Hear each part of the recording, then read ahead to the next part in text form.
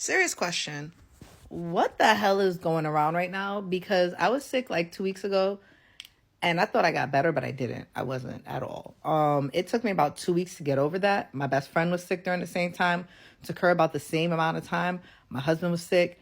Everybody I know is getting sick. I'm still tired. I feel like I've never gotten my energy back from when I was sick 2 weeks ago.